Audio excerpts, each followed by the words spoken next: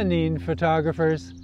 After reading your comments about the It's Over video I posted in April, I've done a lot of thinking about what makes a photographer. And thank you for all of your thoughts, ideas, suggestions, and above all, your encouragement. It means a lot.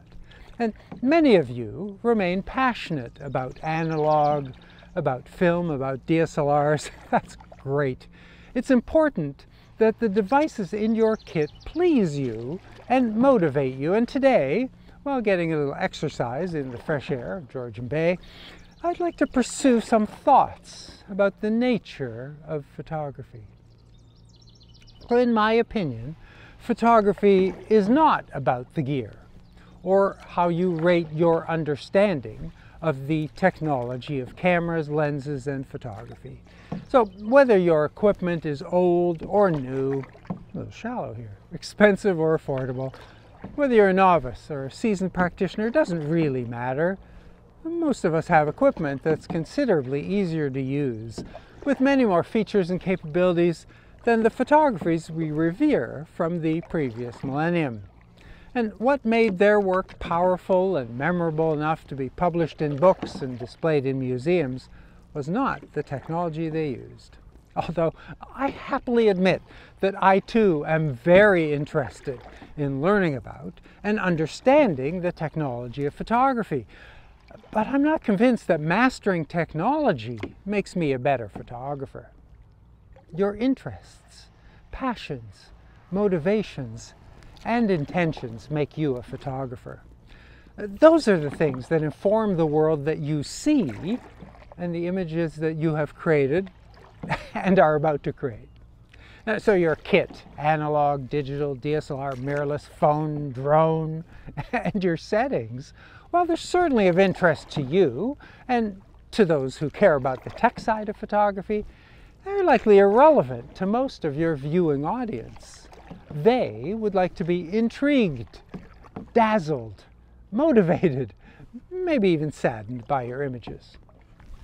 And while mastering tech has its own pleasures, you are the creator, and realizing your vision in an image or series of images is where you will find satisfaction and where your viewers will find meaning.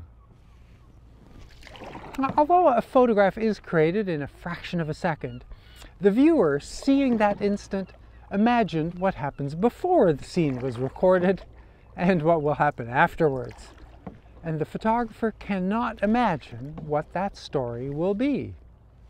So I'm certain that the photographers and other artists whose work is displayed in museums are puzzled, amazed, and sometimes even angered by the interpretations and analysis provided by the exhibition's curators. So we're all informed by and interpret the world around us with the mental baggage that we have accumulated. And while we can hope to understand based on our own experiences, we may never understand or appreciate what the photographer actually saw and why they snapped the shutter at that instant. Of course, I can and do canoe and walk around making photographs of this and that. Even though it seems random, it's not really, because I'm informed by nature, my genetics, and nurture, the circumstances of my birth, upbringing, and my history. And I acknowledge that it has been my good fortune to be able to pursue my interest in photography from both technical and artistic viewpoints. So there are things that intrigue me, interest me, delight me. And I've cultivated those interests over time without often really thinking about or understanding how they motivate me. I do sometimes feel that I'm a passenger in my own life. That's fine. But I'm starting to appreciate, my daughter has just become a psychotherapist, that I could be a little more introspective about how my interests motivate my actions. A sunset, a flower, or an appetizing meal, there's something I don't understand, something I'd like to save for later reference. We hear people say, I don't know anything about art, or wine, or cheesecake, but I know what I like. Okay, great, understood.